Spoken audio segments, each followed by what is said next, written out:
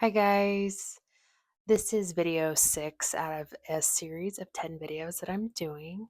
And this video is about empaths healing from codependency. And my name is Rebekah, and I am on my own journey as an empath, healing my own codependency.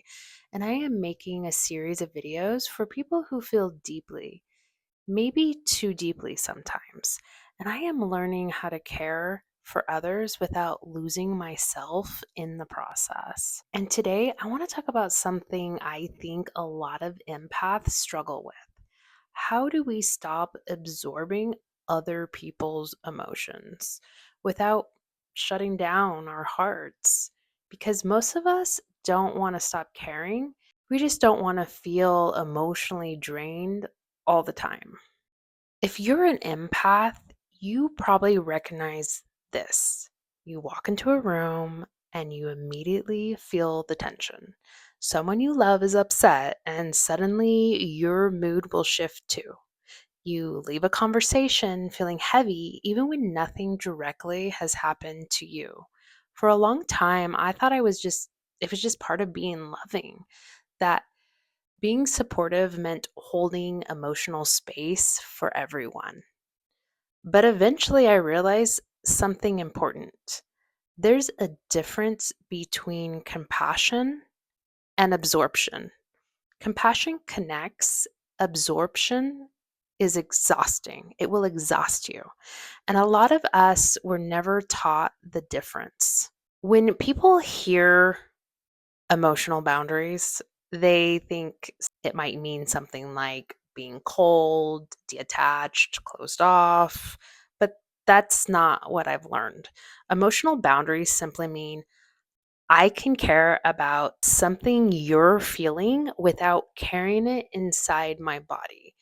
That distinction changed everything for me because I used to believe that love meant emotional merging. Now I see love more as standing beside someone and not inside their experience. That's something I want to be honest about here. Sometimes absorbing others' emotion is absolutely inevitable, especially when you deeply love someone. There has been moments in my life where emotional separation wasn't necessarily the goal. Presence was. Like when my son had his brain tumor and needed brain surgery, hospitals were already a really hard place for me. My nervous system doesn't naturally feel calm in those environments, but in the moment, it wasn't about me being perfectly regulated. It was more about me being there for him. I remember nurses actually wanting to give me an IV because I turned pale and I look like I might faint. That's how intensely my body was reacting. And in that experience, what it had taught me was this: sometimes empathy means showing up even if it's uncomfortable. But regulation doesn't mean suppressing what you feel. It means allowing yourself to process it safely. Another really vulnerable and powerful moment in my life was sitting with my dad during his final days. It's still really hard for me to talk about, but it's important. And I was with him in his last breath. My nervous system honestly felt completely fried. There was so much grief and love and exhaustion and shock and everything I was experiencing all at once. And the only thing that helped me regulate wasn't me actually thinking my way out of it. It was actually letting the tears come, letting my breath anchor me, not fighting what my body was feeling. That experience changed how I see emotional absorption. Sometimes we don't need to block emotions. Sometimes we just need the tools to move through them without losing ourselves in those experiences. Because there is a difference between feeling deeply and absolutely drowning in what you feel. And that's a balance that I'm honestly still learning. Some simple things that have helped me is pausing before reacting. If someone is emotional and I just stop and take one breath first, I check in with my body Am I tense? Am I holding my breath? Am I feeling any urgency? Those are often signs that I am absorbing rather than actually observing.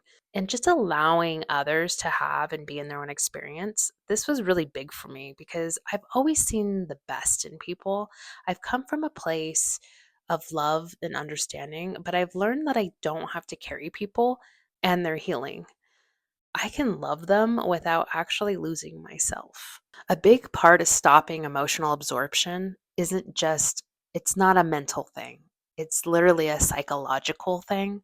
When your nervous system feels safe, you don't overtrack everyone else. You don't feel responsible for fixing everything.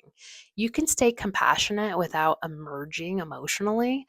This is where things like breath work or movement or meditation and body awareness really is so helpful. Not as quick fixes, but as ways to teach your body. It's like a maintenance. It teaches your body to say, I can be okay even if someone else isn't.